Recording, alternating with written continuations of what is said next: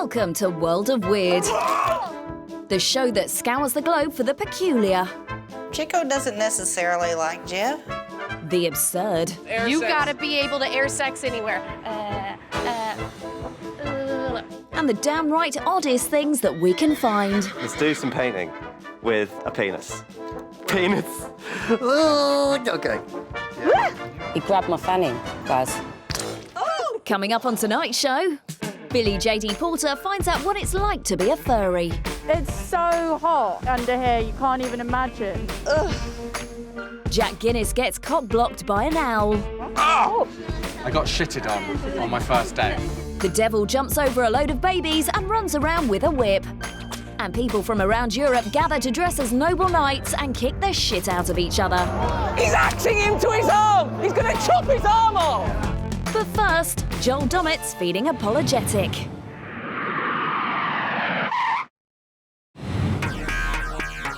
What's the best way to say sorry? Send flowers? Grovel? Be passive-aggressive and make it seem like it was their fault?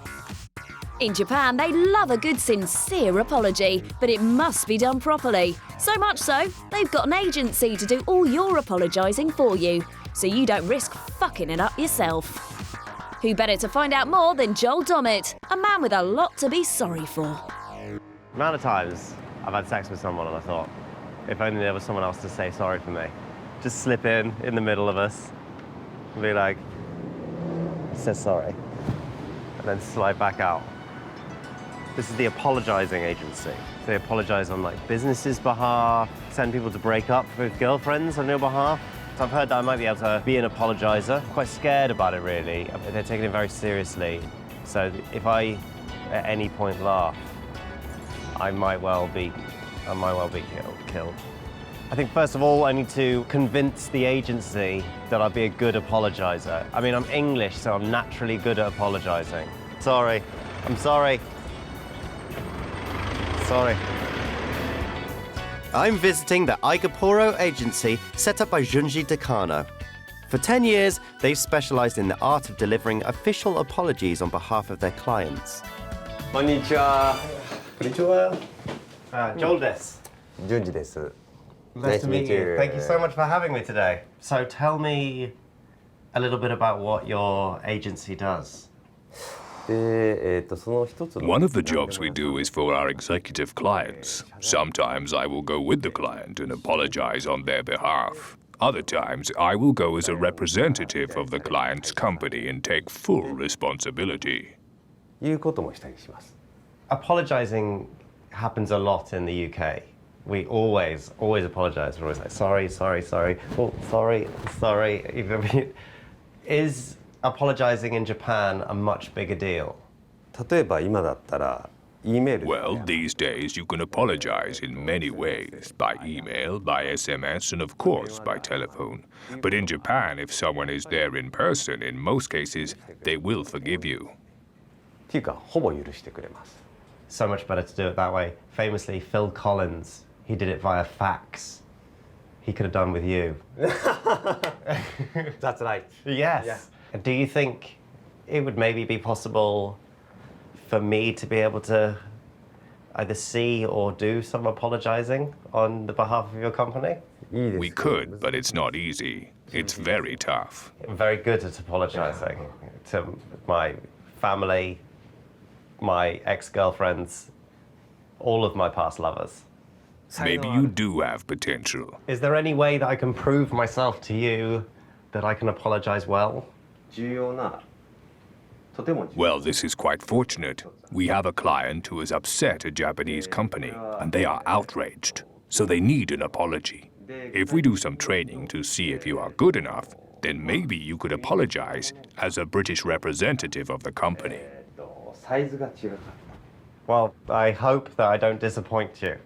Thank you so much. Arigatou gozaimasu. Like many things in Japan, properly apologizing has a strict formality and procedure to it. I need to learn in one afternoon what the Japanese spend years perfecting. So Junji takes me through the process with his colleagues, Shumi Hitano and Cho Yuna. It is important to give a sincere apology, even when it's not your fault. There are different levels of Japanese apology, and I needed to master 4. Okay. Firstly, sumimasen. Basically, excuse me, with a little bow for a simple apology. Good. For something very minor, like a fart in a lift. For something a bit more serious, like apologizing to your boss, or maybe you sharted in that lift, you say sumimasen deshita and hold a longer, deeper bow. Sumimasen deshita. For something even worse, you dropped your pants first, then sharted all over the lift and everyone in it, you say moshiwake gozaimasen deshita. Moshiwake gozaimasen deshita. And hold the bow for 20 seconds. And yes, I am nearly sniggering. And I'm very sorry about that too. Level 4 is a groveling apology on both knees for something really heinous. This is known as dogeza in Japan. Terrifyingly, the only step after this one is committing harikari. Now, I've died on stage many times, but I'd like to avoid ritual suicide today. I will be there to support you. You will be saying it in Japanese. So it is all about the feeling. I promise you, I will have it nailed by then. They're really sticking their neck on the line and give me a chance to be a part of their team. I just really don't want to mess it up. I need to maybe pop a suit on. There's nothing says apology less than fake rips in a denim jacket. Having found a suit, well, jacket, it was time for me and apology agency boss Junji to show just how sorry we could be. The company I'm representing delivered faulty goods to a Japanese buyer, and I need to apologize professionally for the expensive mistake. Please don't let me get punched. Before we go into the warehouse, I must give you something. A business card. Oh, wow. It's great. Thank you so much. It's so lovely of you. This is the company that you are going to represent. They've spelled my name wrong, but I'm not gonna mention anything about it. It's 2 T's if you want to find me on Twitter. It's 2 T's. Also, remember, if the owner of this company takes the card with one hand, that means that he's angry. Okay. I think I'll run through my lines. First of all, go in and say, konnichiwa, yajimemashite, journos, concept in plastic. Because it would be insulting to do it in English, I have to deliver my apology in Japanese. Oh no, I don't want to forget it. Although in my shitty Japanese, it's possible that it could be even more insulting. Moshiwake gozaimasen deshita. And then get the hell out of Dodge. Oh God, it was time to go in. Coming up after the break, we see how this situation goes from bad to worse for Joel. I didn't know there'd be a camera. Meet the people who prefer to be furry. Oh, I feel amazing. Wow. And Ben Shires gets all medieval on your ass.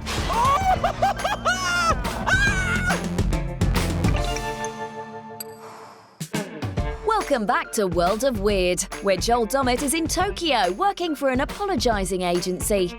Having learned the art of Japanese apologising, he's been sent to say sorry on behalf of a plastics company for delivering a faulty order. I'm so nervous. The reputation of an entire company is resting on my shoulders, and I'm only now realizing the thread that holds the fart flaps together on my new jacket is still attached. Relax. Okay, be fine. As we enter the warehouse to find the owner, I'm so terrified I've forgotten how to walk.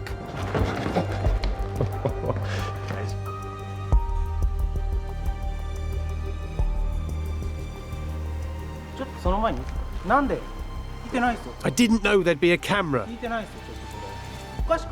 It's not appropriate. You've been told on that film. While the director and the translator try and smooth things over so that we can film the apology, my nerves are feeling shot. He seems very angry, which makes me even more scared about my apology. I just gotta remember the words.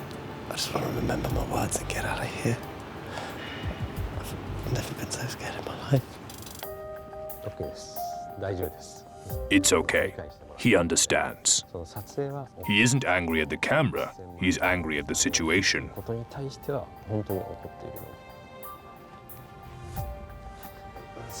So sorry to keep you waiting. Concept plastic, oddities. Uh-oh. A one-handed card take. And he's reluctant to accept the traditional offer of a gift. It's considered rude in Japan to refuse a gift, so this is as close as they get here to losing their shit. This is not how we do business.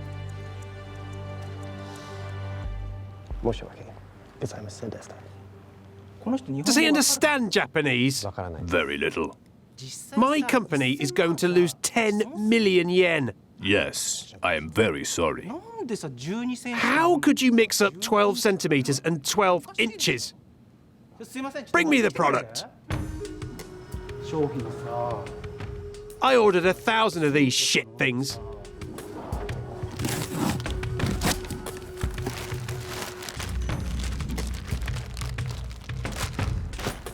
I can't sell this in Japan. I really should have asked what Concept Plastics actually did. Sadly, my phrase book covered things like, where are the shops? Rather than, sorry for the size of the massive rubber cocks we sent you. This wasn't in my training. British people don't understand the size. This situation was so bad that Junji decided the only thing for it was to go for the degazer. I am extremely sorry. Heads bow to the floor. I really hope this works, because I do not want to have to commit harikari with that.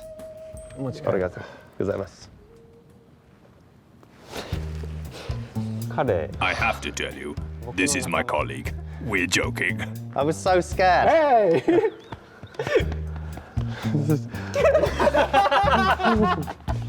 Yes, Joel's giant dildo nightmare was imaginary. Well, this time it was anyway. Apologising is so formal here that there was no way a Westerner could apologise on behalf of a Japanese company at all for anything, or even be present for an apology. I was so scared. Everyone seemed so angry until the moment that you got a penis out. Even though this was not real, you did very well. And you remembered everything. So you've really experienced what we do. You were very sincere. Well done. Wow. Well, at least the best thing I've got out of it is a great Mother's Day present.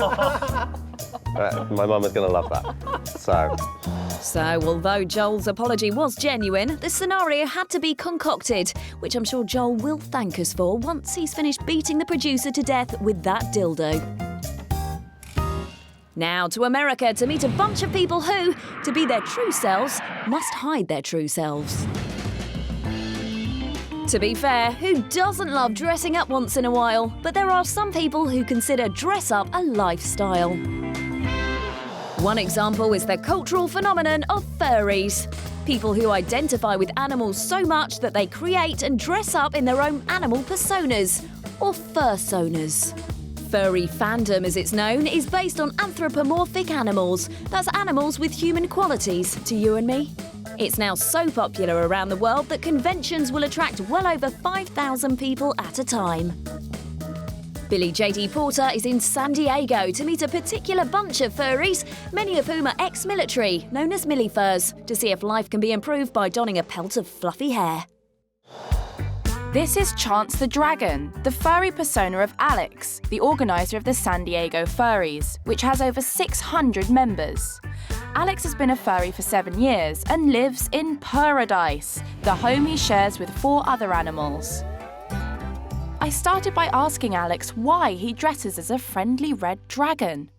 Well, what it all boils down to is we love to have a great time, just some good, clean fun. And the best way that we have found to do it, given that we have a distinct interest in animals, is we like pretending to be them. What was your background before this? Before, I had joined the United States Marine Corps, and I just was a military service member. What do you think your buddies from the military would make of all this? Specifically with the Marines, it would not be well received. This is a wonderful escape from that. It's very freeing, very liberating to pretend to be someone or something else entirely. furries who really get into it have never lost touch with their inner child. And society tends to frown upon that. They're like, oh, you have to be an upstanding adult and you must do this properly. Yeah. But that's not really conducive to a healthy lifestyle. I do honestly believe that there's a good deal of therapy that goes into it. Cathartic. Furrydom. Yeah. It's quite funny to me that we're going to be spending the whole day together and I'm only ever going to see you as Chance, never Alex. I honestly think that when you see this, you're seeing more of me than you would be if you were seeing Alex. Hopefully I'll persuade Alex to show his face a little later. But to get under the skin of being a furry, I need to become one. So I'm going to meet husband and wife team Sadie and Dago, whose company, Mischief Makers, has been creating hirsute fursuits since 2011. Hello. Hi. Hi. There's our workshop. Wow. How does one become a furry costume maker and designer? Like, how do you fall into that career? I've always loved making costumes, and we went to a convention and I saw these amazing costumes running around and I'm like, I can do this, I can do this. So I said, okay, well, it'll be a hobby, and then people asked to buy them. We just got bigger and more popular and kept going. Is it a lot of pressure to be designing something that's going to be such a huge part of someone's life? For some, it's just a fun character to play, but some it's a representation of them. So yeah, it is a little stressful sometimes, but it's mostly fun. Can I try on one of those heads? Absolutely. Yeah, if you want to grab that one. Oh. And it'll be a snug. Does it suit me? It very much suits you. She's so cute. Do you feel like you're speaking to someone different now that I've got this on? Absolutely, yeah. How do you feel now that you've got your head on? Do you feel different? I feel like a cute little dog, yeah. I think I'm nearly ready to get fully furried. Okay. I really enjoyed wearing the head. It felt silly, and I think that's the whole point of it. I'm looking forward to getting the whole outfit on. Before I can get furried up, a customer arrives to collect his first ever fursuit. It's been 6 months in the making, and here he is, Robbie, the Arctic Fox. How do you feel? Oh, I feel comfortable. I feel amazing. Don't you just want to give him a hug? Yeah, I do. Now it's my turn to get foxy. Yeah! What do you think? I love it. It works very well on you. Wag, wag. It feels good. Yeah. Yeah, I'm into it. I'm converted. I think we should all head to the park and show off. Sound good? The furries love to gather in public and spread some cheer, so we joined up with some of the other members of the San Diego group for a bit of furry frolicking around.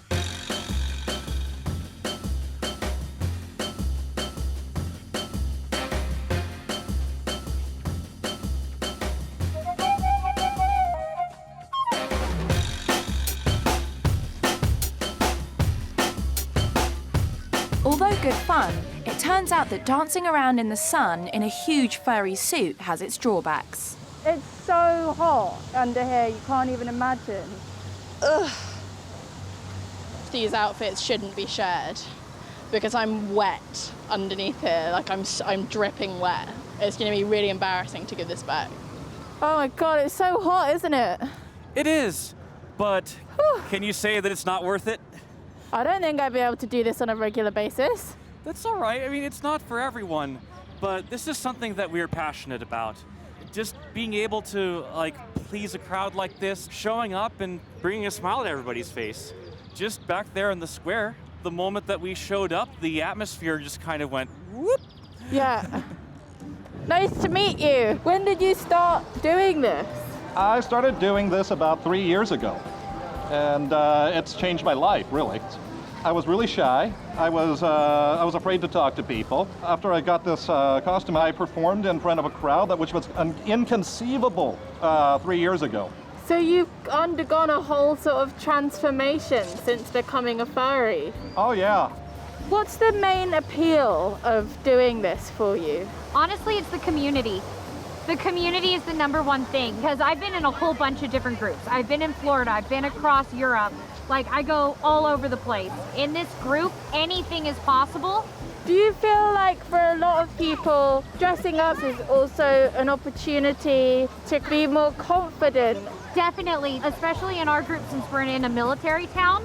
There's a lot of people that just can't break loose like that normally, and the mask gives you the chance to break out without feeling like you're breaking some kind of rule. So a lot of people have to keep it as a kind of dark secret. Yes, and it's kind of a shame because it's so much fun. The theme of escapism keeps coming up, and it seems particularly important for those who served in the military. By hiding themselves in fur, they feel they can be their true selves. My day ends back at Paradise for a furry rave. I felt I'd really gotten under the skin, or fur, of the group. They'd welcomed me with open paws, and at the end of the day, they eventually agreed to reveal the faces behind their personas. So, the time has come, Alex, for me to see who you really are. Hello. Hi. Hi. I'm Alex. Nice to meet you. Nice to meet you. Should we all get the heads off? Shall we? Yes. Well, it's nice to see you all. How many military or ex-military personnel are in the building? Raise your hand. Wow. So this sort of thing, this kind of after party would never go down On a military base? Yeah. No. No. Never. Really? Thank you so much for being so welcoming. I think this could be a new hobby for me if they made some like better ventilated materials. I've had such a nice day. It's been really fascinating to hang out with these guys. So, there you go. Next time you want to get away from your stresses, maybe dress up like a massive beaver and party hard. Coming up after the break, Jack Guinness gets a new look. I look like a fucking Bee Gee. I look like Barry Gibb. Ben Shires is our brave knight in shining armour. Oh, God, get it off! And we find out what the fuck this is all about. Welcome back to World of Weird. And to Spain, specifically the beautiful village of Castrillo de Murcia. Picturesque and seemingly filled with lovely babies. Aww. But why are all these babies out and about, you might ask? Well, it is, of course, because their parents are leaving them in the street so that the devil himself can run like hell at them and jump over them. Fun times. This is, in fact, the El Colacho Festival, which dates back to 1620. Every year, the streets are beautifully decorated with flowers and, white bed sheets, before El Colacho here makes his appearance armed with large castanets and a horsetail whip. 2 of the 3 signs of the devil. The third, of course, being a subscription to the Daily Mail. It's the most important day of the year for the people of Castrillo de Murcia. I have it deep in my heart. To add to the frankly pant-shitting sinister nature of all this, El Colacho is accompanied by this lot. The Brotherhood of the Santissimo Sacramento de Minerva, the caped curators of the festival. So, why exactly would anyone put their child through all this? I was born here, and my parents put me in the devil jump. The jump means that all evil is removed, so it's an easy choice for us to make. So your child is cleansed of sin, but aren't you worried that the devil might, trip and crush your very cute daughter? The people doing this are very young and athletic. The jump itself's very small, so no, I'm not worried at all. Is Daniel right? Or are we about to see a dramatic end to our careers as the devil crushes a sweet, innocent baby on TV? Oh, the possible inhumanity. Oh, the drama. Oh, the devil just executed a perfectly safe landing. I can't help but feel we slightly overplayed that. In actual fact, in nearly 4 centuries, no baby has ever been squashed by a careless devil, meaning that this devilish festival's health and safety record is a proud one, if a little extraño. That's weird in Spanish. You're welcome.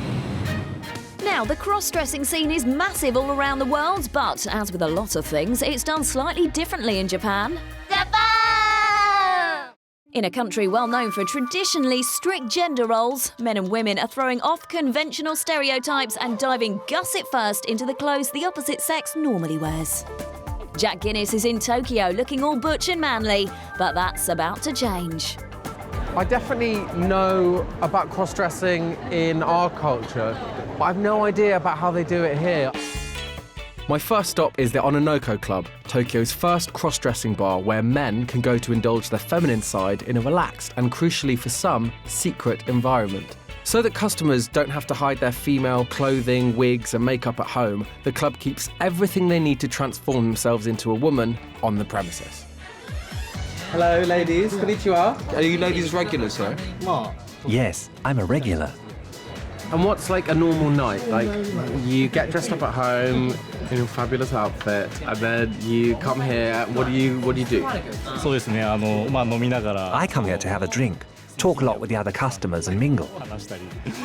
It just sounds like a normal Friday night in England. Just going out, getting dressed up, getting pissed with your mates. To find out what type of people come to the club, I have a word with the manager, Kariko, who opened the bar in 2012. Are the men that come here, are they women inside? Or is this more like play? I've had foreign customers here, so I learned that it's a very unique culture in Japan where people cross-dress just for fun. Talk me through here. So what is here? You can use any of this stuff to become a woman. There are clothes, shoes, some makeup, and wigs. Wow, so a guy can just come here wearing normal clothes and then transform in the bar. Could we go and try some stuff on? Hey. I think a lot of this is just about having fun. Maybe you're a guy that likes to wear Daisy Dukes. And why not? I mean, these are actually great. Have you got anything shorter? Yeah, shorter. What do you mean they're short enough? Am I the biggest slut you've ever had in here? Is that what's going on? Don't slut shame me, all right? Can you talk me through how to pick a good wig? I look like a fucking Bee Gee. I look like Barry Gibb. No, I don't look beautiful. We need to get rid of my beard. It suits me.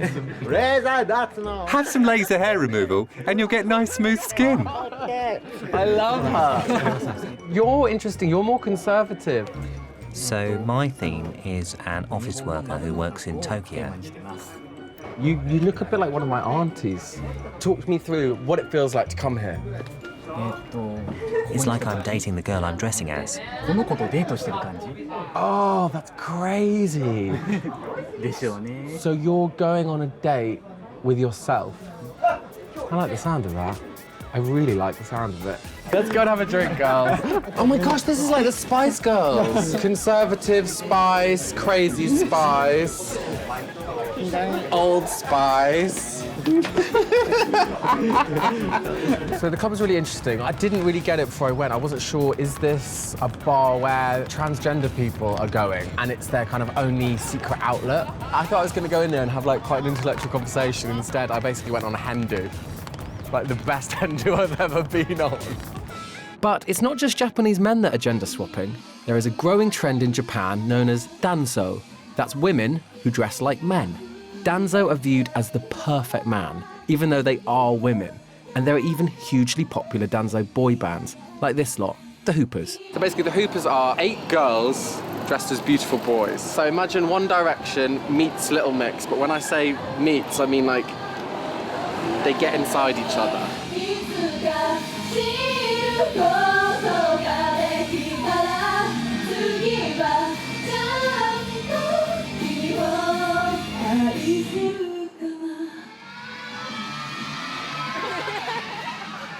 Are your fans girls? Girls? Young girl. Young girls. Do you think they're attracted to you as boys? The fans fall in love with us as boys, but also they see us as cool women. Do you think you're changing how women behave and how girls behave? We're creating a male fantasy figure that women can dream about. By creating this new male role model, we're destroying the old image of men, but in a positive way. Okay. Wow. Oh, I love that. Thank you! I love you! I mean, it looked just like 8 girls dressed up as buttons for a pantomime, but actually they're all like 8 little feminists, 8 little Jermaine Greers. To experience Danzo firsthand, I'm off to a dating agency with a difference. Garçon With, where straight women can hire women dressed as men to take them out on dates and act like perfect gentlemen. Are you women some of the time and then men the rest of the time, or are you always this middle sex? We're neither a man or a woman. It's a new gender. Do you think you treat the women differently to how Japanese men would treat the women? Oh, wow. Okay, how? Tell me. The Japanese guy is very shy. For example, I could get out a handkerchief before my date sits down on a bench. These sort of things we naturally provide so that our dates feel like princesses. So you understand women because you were born women. I've asked Ishi here to take me out on a typical date, and apparently the cool place to go is the Owl Cafe. I'm guessing it's people dressed up as owls at... Oh my God. What the fuck? Oh no. It's people having a coffee and holding an owl. Why wouldn't it be? So these are just real owls just chilling out in a cafe. Just you have to use one of the official oven gloves. It's the most beautiful thing I've ever seen. Yeah. I think I'm falling in love with Pinot. Yeah. This is the best date I've ever been on. Yeah. Ah! I got shitted on my first date. Typical. But I'm on a date with a gent, so he's lightly dabbing the shit off my leg, which is very sweet of him. If I had £1 for every time a date's had to dab shit off my leg, I'd have £6. It was one of the weirder dates I've ever been on. It's not sexual, it's about being this new third sex with the best of a girl and the best of a boy. And it seems that women really enjoy their company. And they don't want to go out with them. They don't even seem to want to have sex with them. They just like the way they make them feel. And yeah, I quite like the way she made me feel. I've met the women who dress as men and vice versa. So now it's my turn to slip on the Spanx and try and transform myself into a beautiful woman. And in Fukui, 4 hours from Tokyo, there's a bridal agency that runs a sideline in transforming men into princesses. This is like a Stevenage or Worthing of Japan. And the idea of this small wedding boutique realizing there's a gap in the market for guys that want to dress up like princesses for a day. I mean, that's kind of a eureka moment.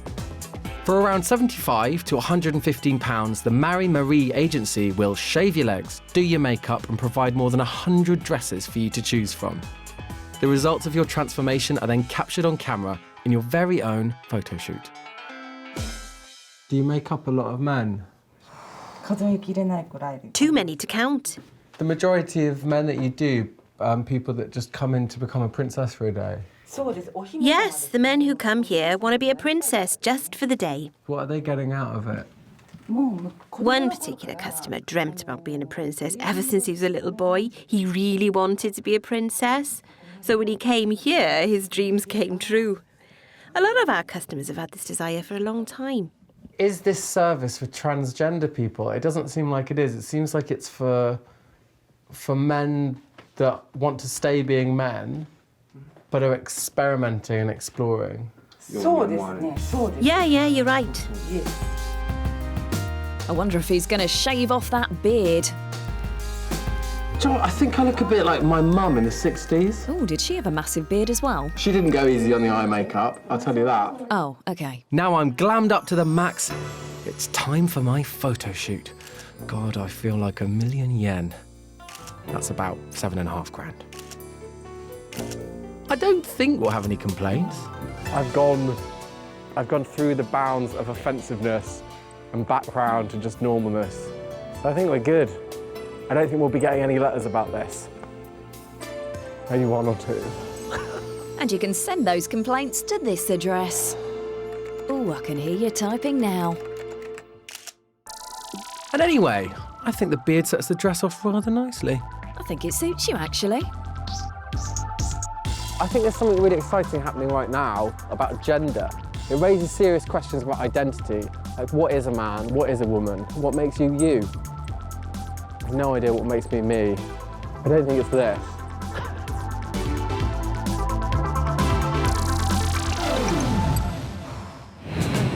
Coming up after the break, Ben Shires watches a big bunch of blokes get their weapons out and whack each other with them.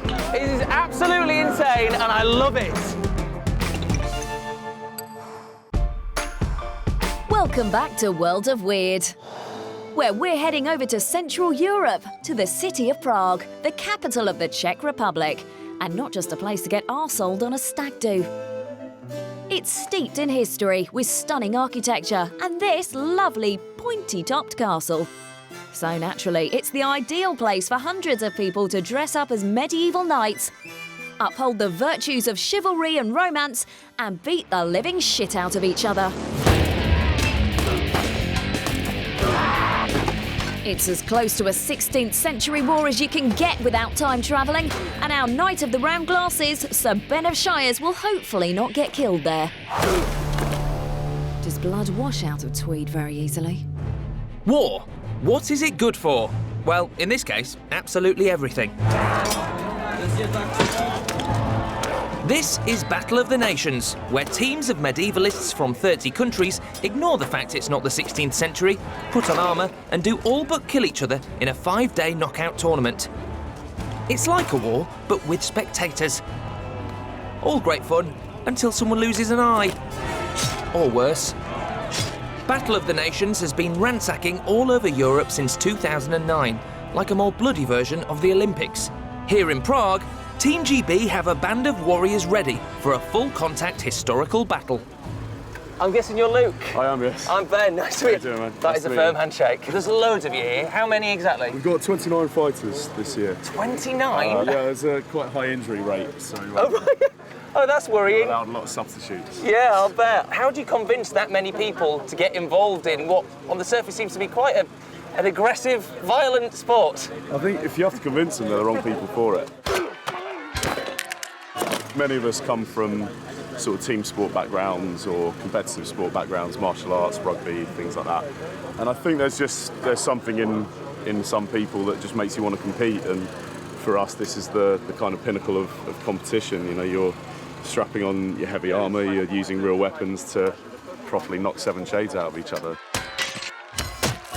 So we're using real heavy weapons, you can feel the weight of them. Right, that is... You know, that's like when I go to the gym on those rare occasions, this is about the weight of something that I'd be comfortable doing some lifts with. He was really lovely, and for a guy that puts on armour as a pastime and wants to like hit people with real weapons, he seems very well adjusted. The madness of this intrigues me, so I'm off to the arena to watch the Brits in red face Finland in white in a 5 versus 5 battle. It's the best of 3 skirmishes, last man standing wins. Yes! Oh, it's one for the Brits! It might not look like it, but there are some rules in this medieval punch-up. For starters, all weapons have to be blunt, and you can't stab an opponent. But you can beat the crap out of them until they fall over. And when they do, they're out of the fight. It is absolutely insane, and I love it. If it gets out of hand, marshals use yellow flags to tell the fighters to stop. And then seemingly give them a little comforting stroke. It's 1-1 at the moment. I guess this next one is the decider. Yes! It's looking bad for us at the moment. We lost 2 guys. Look at that! It's come back from the brink! A British phoenix from the ashes!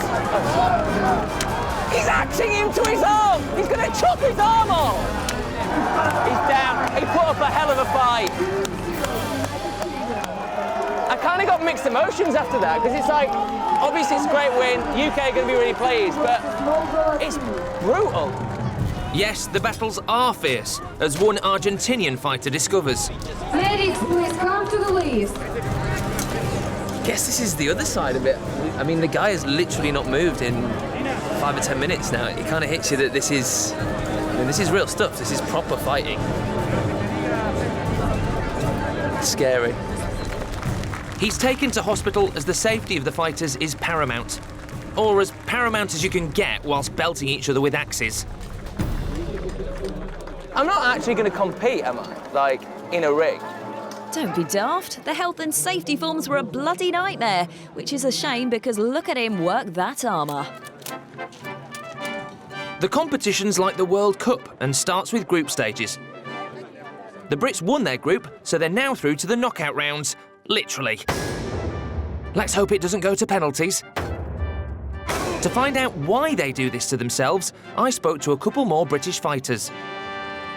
You've got a bit of an injury there, that's from this, right? I mean, is that part and parcel of it? You feeling a bit gutted about that? Injuries do happen. It's not too bad, you know. I'll be right as rain in, you know, a couple of weeks, hopefully. Month, maybe. I don't really know. Yeah. It's only 6 stitches, so... Yeah. But, 60, that's nothing then. It takes a while to make the transition from civilian life to, you know, trying to, like, injure people in an arena in full armour. I don't know, I find it quite cathartic, you know, spend a week at a desk and on the weekend hit people with two-handed axes. I mean... Who needs a therapist? Yes. Work out all your Controlled bills aggression. right here. And this is for you, Dad.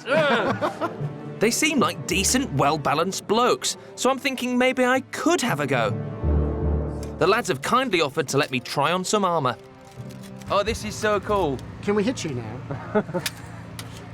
That is normally something I would never agree to. However, yes, let's do it. So I'm going to hit you on the side of the head here. Oh, God. And it's not going to be too hard, okay? Right, okay. You ready? Yeah.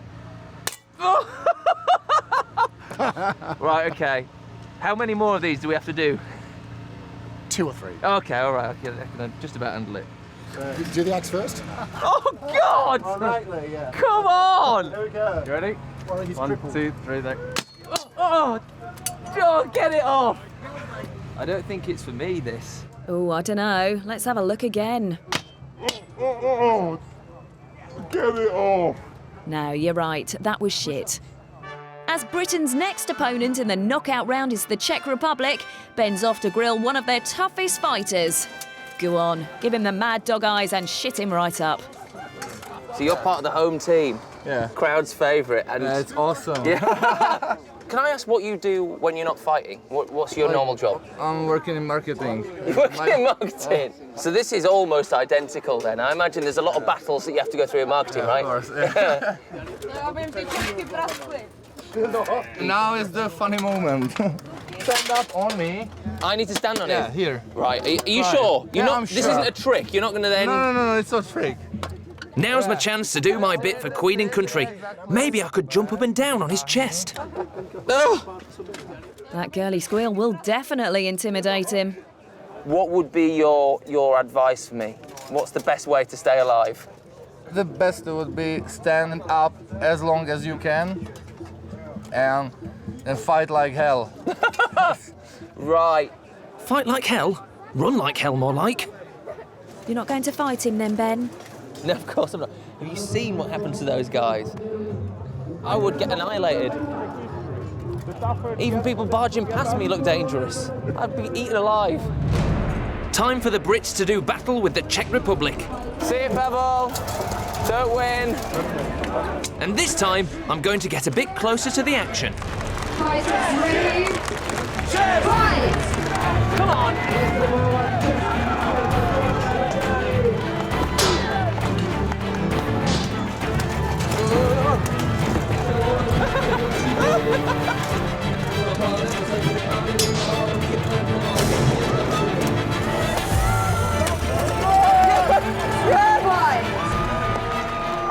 That was so scary. When they came over there, I was like, right, I'm getting out of here. I want a face at the end of this. So if we win this next game, then we progress. If we don't, it goes to the third round, the tiebreaker. Rule Britannia!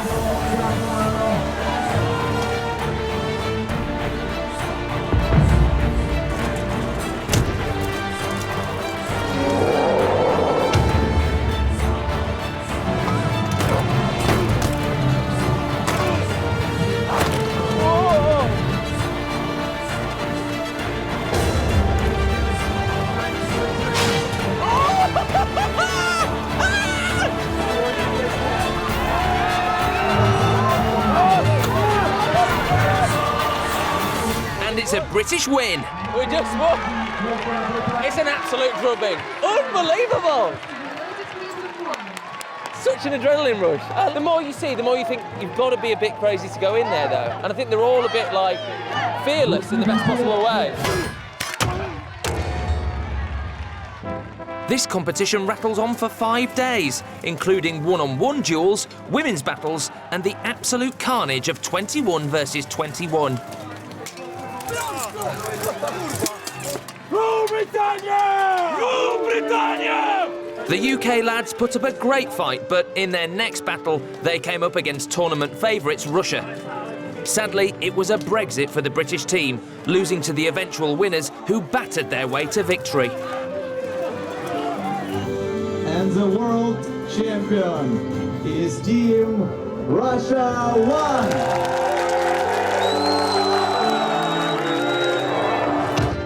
So, there you go. A man wearing a woolly tank top watching huge Europeans beat the shit out of each other in the name of fun. What's not to love? So, what have we learned tonight? Well, if you're going into battle, wearing armour would be wise. This lovely lady's hiding a hairy surprise.